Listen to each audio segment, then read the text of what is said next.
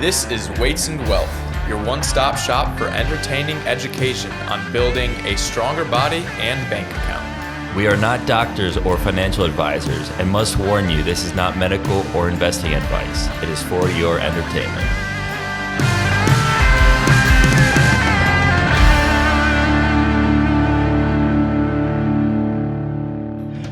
Welcome back to Weights and Wealth, your number one podcast for fitness, finances, faith, family, and freedom. Did I mess that up? I might have. No, you got it all. You got it all. We got 5 F's in here, all right? Yeah, welcome back. We're going to do a episode on essentially a little introduction to the Federal Reserve for people, also known as the Fed. They basically control the monetary policy of the United States. Yeah, and as the old saying goes, you know, the Holy Roman Empire is neither holy nor Roman nor an empire. And this also is applicable to the Federal Reserve Bank of the United States. It's neither federal, but there's a caveat there. And then it's also not really a reserve at all. So to be fair, I think the Holy Roman Empire was at some time holy and arguably an empire. Just like the Federal Reserve, you could make an argument that it's federal, but it's very gray. So it'll be an interesting episode. This is just going to be kind of a brief overview. We're going to go over like some of the organizational structure, some history of the currency within the U.S. It's pretty important to know like what your money is. A lot of people forget. Like you get $1 and you think it's $1, but there's all complex mechanisms moving behind the things that you carry in your wallet every day. So, yeah, shout out for this episode. You've probably heard us mention them before, but it's the Higher Standard Podcast. Chris Nahibi and Saeed Omar, they've educated us a lot on the Fed and how it affects everything in our lives economically at the top, basically through interest rates, and then how that trickles down with other effects. So if you've never listened to Higher Standard and you're interested in how the banking system works and everything like that, go check them out. Great resource, great guys. Always a good listen.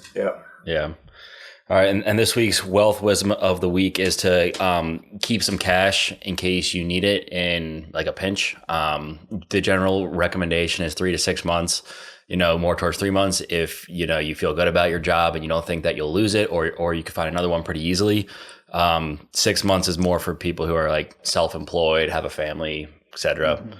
Variable income. Yeah, exactly. Otherwise, try to get it into the market or invest it in some other way. You're just cheating yourself if you remain highly liquid for a long period of time, especially like unless you're saving up for a down payment or something. There's no reason to carry a crap ton of cash in your bank account.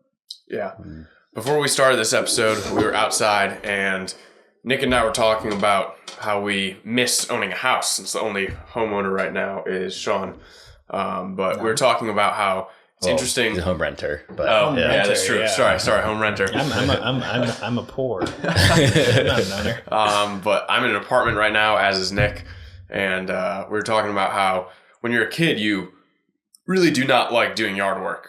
But then once you start to live in your own house, whether it's a rental or whether you own it, you really start to enjoy doing yard work and making the house look nice and doing the landscaping. So it's just it's one of those things that just like those memes about like when you become a dad, you start wearing the cargo shorts immediately and start getting dad joke wisdom and wear the New Balances or the Nike Monarchs. It's like the same thing. Once you hit like 20 or 25, you just start enjoying yard work, I guess. Yeah, you just want to cut some grass, rake some leaves, trim some bushes. I won't lie, I have zero desire to do that. Really? Our landlord has a service that comes like every 2 weeks. Yeah. So I'm totally fine with that. Especially, and it's because I'm renting. It's like, I'm sure if I actually owned the property, it would be I would enjoy, or at least be taking that upon myself. I wouldn't be paying for that. But for an intro article today, this is important. We have Beardsley Rummel. This was a paper that he wrote, and he read it before the American Bar Association in the last year of World War II. and then it was published in January of 1946 in the American Affairs Journal. And the title is Taxes for Revenue Are Obsolete. And you can find this at nakedcapitalism.org. And if you Google it, it'll come up in like different excerpts, but this is one of the only websites that I've found that has the full transcript. So we're just going to go over the thesis real quick. Obviously, it's like a 15-page paper. We're not going to read you the paper. But Beardsley Ruml was on the Board of Governors for the Fed at the time. And his thesis was that, one, given control of a central banking system, and two, an inconvertible currency, a sovereign national government is finally free of money worries and need no longer levy taxes for the purpose of providing itself with revenue. And all taxation, therefore, should be regarded from the point of view of social and economic consequences. Meaning, from his point of view, that taxes, now that we have a pure fiat currency, and obviously it didn't go pure fiat until 1961 with Nixon, 1971 with Nixon, but I believe at the time FDR's gold seizure had still happened, so the dollar was not redeemable at the time, even though it went back to the quasi-gold standard after Bretton Woods. But basically he's saying that the only purpose of taxation of like particularly like income tax and like any other tax is literally just to influence society in some way. It's to encourage or discourage certain behaviors. So you just kind of keep that in mind when you look at the tax code. Like if you work in tax adjacent circles, or even if you're just filing your income tax, and ask yourself, like, why am I paying this tax? Like, what does this cost me to do? And that's what the government wants you to do. So there are some great resources out there on, understanding the Fed. And a lot of them are, there's like some great academic works out there, but some of the more readable ones are Crashmaker by Victor Sperando, and then The Creature from Jekyll Island. Ted's been meaning to read that. I must butt in and mention, we did an episode a little while back where Sean and I both covered 5 of our favorite books, and Sean mentioned Crashmaker on that, and we looked up how much it was to purchase a copy of Crashmaker, and you can get it for a crisp $1,500 on eBay. So, I have an unopened copy upstairs.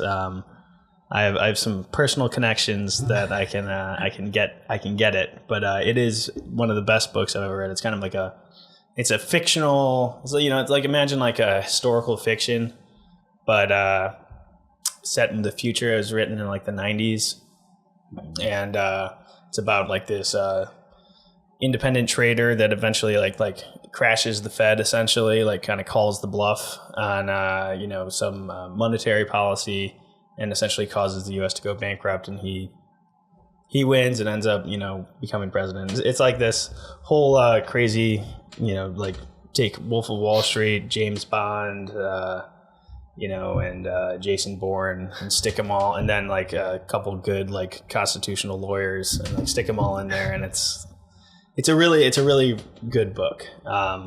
So these are quotes from The Creature from Jekyll Island, and these are just to kind of bring us into the topic of fiat currency, right? So this is from page 75, if my memory serves me correctly. So Mr. A.F. Davis mailed a $10 Federal Reserve note to the U.S. Treasury Department. In his letter of transmittal, he called attention to the inscription on the bill, which said that it was redeemable and lawful money, and then requested that such money be sent to him. In reply, the Treasury merely sent 2 $5 bills from a different printing series bearing a similar promise to pay. Mr. Davis responded, "Dear sir, receipt is hereby acknowledged of 2 $5 United States notes, which we interpret from your letter to be considered lawful money. Are we to infer from this that the Federal Reserve notes are not lawful money? I am enclosing one of the $5 notes which you sent to me. I note that it states on the face, the United States of America will pay to the bearer on demand $5. I am hereby demanding $5. 1 week later, Mr. Davis received the following reply from the acting treasurer, M.E. Slindy. Dear Mr. Davis, receipt is hereby acknowledged of your letter of December 23rd, transmitted one $5 United States note. with a demand for payment of $5. You are advised that the term, quote, lawful money has not been defined in federal legislation. The term lawful currency no longer has such special significance. The $5 United States note received with your letter of December 23rd is returned herewith. And then the phrase is, and this is going back to the author's own words, the phrase is, quote, will pay to the bearer on demand, and, quote, is redeemable in lawful money were deleted from our currency altogether in 1964. So that's roughly 50 years after the inception of the Fed. And only 7 years before we went off the gold standard altogether. All right. So that's kind of the shot. Now here's the chaser. Here's the... Not really a chaser. I mean, it's kind of like, this is like the salt, the tequila shot. We got all sorts of different things. Before we get into the structure, for just as like a basic intro, basically the Fed manages monetary policy for the United States, and they control the interest rate that banks borrow money from the government, essentially. And they have two goals in mind as they're controlling the interest rate. Their first goal is to keep unemployment low, and their second goal is to keep inflation low. So sometimes these two things will contradict each other, and sometimes the Fed will do something for one or both of those things that counteracts a longer-term goal, such as zero interest rate policy, where they lowered the interest rates down near zero for about a decade. What was it, 2010 to 2020? Yeah, it was a long 2012 to 2022. For a little over a decade, interest rates were maintained artificially low. And that greatly expands borrowing power. Yeah, borrowing power and the money supply. Yeah. Because every time that you borrow money, that is someone else's money that you borrow, every time you deposit money in a bank, that money is lent out 10 times over.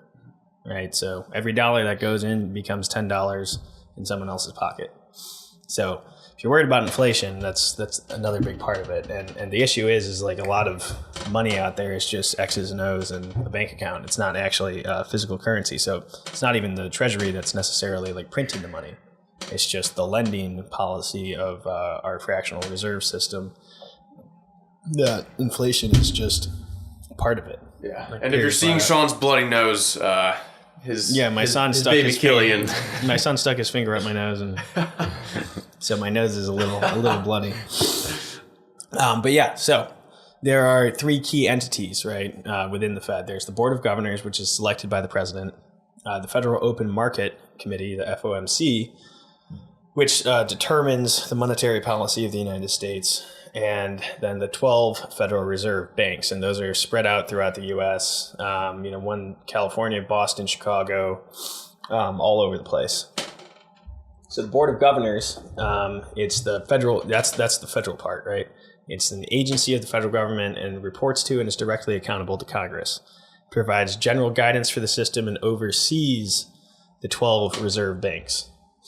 The FOMC is the monetary policy making of the Federal Reserve System, which is like all 12 banks. There are 12 members, the 7 members of the board, so the Board of Governors, and then 5 of the Reserve Bank presidents. And the chairman or the Federal Reserve New York is the permanent member on there, and then the 4 others serve on a rotating basis. I think it's like 1 or 2 year terms. So the purpose of the reserve banks is that they provide services to regional banks and also national banks, but not individuals. They provide account services to banks, thrifts, credit unions. They do the examining, check their books. They make sure that they're in good standing, and they make sure that all the banks within the system adhere to the standards that are set. Think of them as like a bank for banks, right? The Fed's purpose is to be a lender of last resort, to essentially bail out people that are doing, crummy lending tactics. But the issue is when you have a lender of last resort, people are just going to have crummy lending practices because they know that they're always going to get bailed out. So we have a handy little graphic here that I made, kind of helps put things out. We'll throw that up in the video. Yeah. It's pretty simple. I mean, it's nothing crazy. So 12 regional banks. This is what you were expressing some confusion about, and this is where people are like, oh, the Federal Reserve is not federal. I mean, yes, it's not federal, but yes, it's also not private. The 12 regional Federal Reserve banks are privately owned banks, like all of them. Under the Federal Reserve Act of 1913, each of them are owned by their member banks, and they elect the presidents of those banks.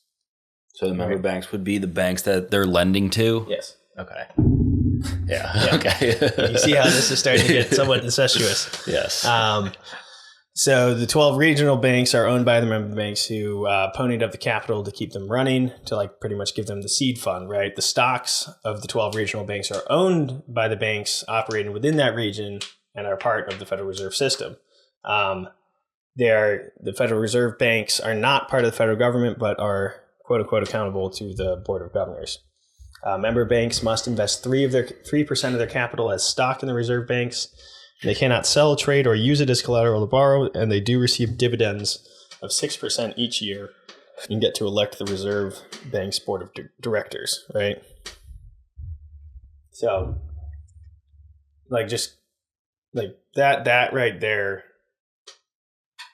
should kind of inform you on how the people who are being regulated are choosing a significant portion of the regulators. Yeah. Wait. So they'll elect the president, correct? The member banks.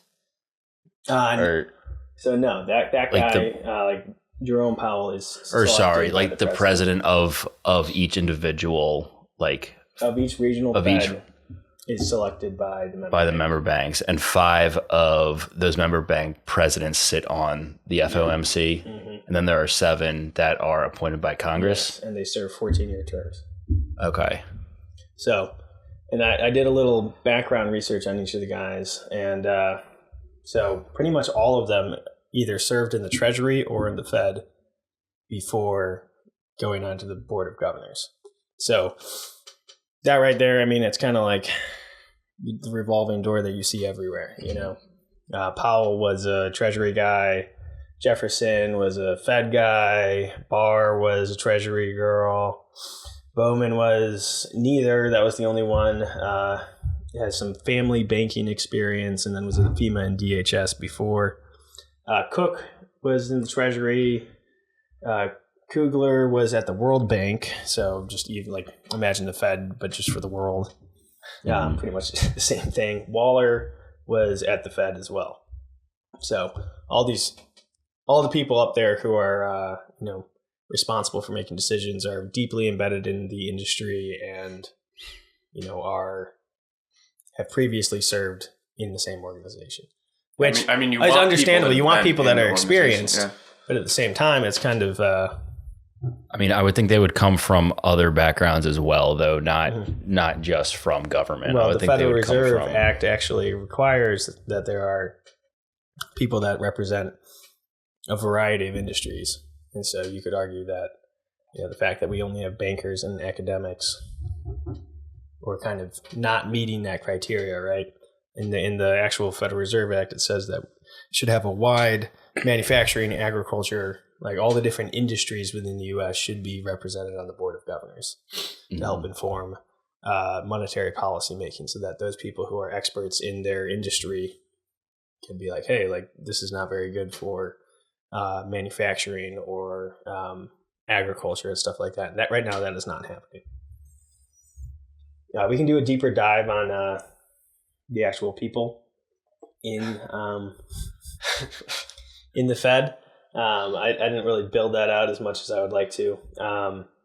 So that kind of tells you why the federal government is Federal Reserve is kind of sort of not really federal. It's, I would say it's kind of 50-50. It is definitely heavily influenced by the industry that it is supposed to regulate. Imagine if the FDA, and you don't have to imagine if the FDA is staffed by, pharmaceutical and big ag, because it is, but that's pretty much every single federal regulatory agency. It's just people who go in, come out, go in, come out. And this is the one where it's definitely not meeting or living up to its name. The reserve requirement right now for the U.S. is 0. Like you go deposit your money in the bank, you are not going to get it back. Well, I mean, like you are going to get it back probably, but it's going to be someone else's money. There's no gold in Fort Knox, is what Sean's saying. Pretty much. I mean, there might be. I don't know. But there is absolutely 0 legal requirement for a bank to hold on to any of its money that has been deposited in it. So that means that they can lend out literally every single dollar multiple times. And as long as every single person in the U.S. does not come and try and get all of their money right now, then the thing's still going to go. But it's kind of this fake and odd system that's going on. There's a potential It's a Wonderful Life situation. Yes. Yeah, because it could go to infinity. Like there is no, if it's 0%, because, I could deposit $100, take a loan for $100, pay it over a certain term, and then just deposit my loan proceeds, again, take out another $100 in a loan and just keep on doing that. Oh, yeah. Hypothetically, I don't know. Yeah. And then there's another great quote here from the creature from Jekyll Island. Every dollar of our currency and checkbook money was created by an act of lending. If all debts were repaid, our entire money supply would vanish back into pens and computers. The national debt is the principal foundation upon which money is created for private debt. To pay off or even greatly reduce the national debt would cripple our monetary system.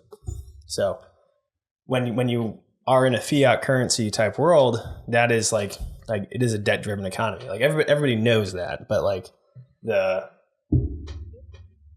taking a step back and looking at it from like a macro standpoint, like you just see how kind of insidious that is, right? Like our money wouldn't work or exist without people being in oodles and oodles of debt. Yeah, but now you can use buy now, pay later services for Chipotle. So yeah, we used it today to get those euros. After extensive research, we, the Weights and Wealth Corporation, decided to take up a long-term position in euros and financed at a rate of 5% for 5 years with a monthly payment of 5 cents. No, I mean, just like think about that, like what is it, Klarna? Yeah. Klarna? Like, there's a bubble. There's a bubble. Or Steve Carell from The Big Short. Or we are totally just like in. I don't even know. Like, what would you even call that if you have to finance a burrito? Yeah. Like that's worse than a recession. It's worse than the Great Depression. Like at least then they had soup kitchens. Like you're financing a burrito. Yeah, it's brutal. But so kind of short episode. And what we're gonna this requires definitely a delicate touch because you want to be accurate about it, right? You want to be right. So what we established is simply the structure of the Fed, how it's not really a reserve, and just some some thought provoking quotes for you to chew on and maybe do a little bit more research into what your money actually is and what the long-term implications are. And I think we're starting to see a lot of that on a somewhat regular basis of just things kind of not being what we want them to be. Yeah. And if you take anything away from this, aside from the Federal Reserve in name being synonymous with the Holy Roman Empire, it's that the Fed controls the Fed funds rate, which is at what rate banks can borrow from the government, and that the Fed's two chief objectives are having low unemployment and low inflation. And based off that might help you understand why they are raising or lowering rates. And we'll do a deeper dive on this when we interview Chris and or Saeed coming up. Yeah, I think that Potential future guests. Well, past guest, Chris and Amy. Yeah. Well, thanks for listening in. Hit us up if you have any questions. I love to talk about this stuff. we just we weren't sure where we wanted to go with this episode, so we decided that an intro, just kind of general wave tops, was a good idea because it's such a wide topic and so expansive that it's very easy to get lost. And in fact, it's like actually kind of hard to find like good information out there on it, because there's anything from like the craziest conspiracy theorists to the most, bland corporate language that isn't like, you can tell they're not giving it to you straight, just reading it. So yeah, and like I've tried to understand it a few times, listened to like different podcasts and like did some reading on it. I had a tough time, but I thought that you explained it great. Like that makes a lot more sense than I've ever seen before. So. Yeah, well, I'm happy we could help.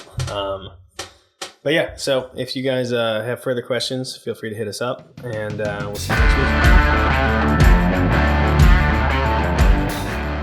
Thanks for joining us today at Weights and Wealth, and don't forget to apply today's lessons to live healthy and wealthy. If this conversation will contribute to your fitness and financial gains, please share it with a friend or family member and give a 5-star review so more people can lift bigger weights and get bigger bank accounts.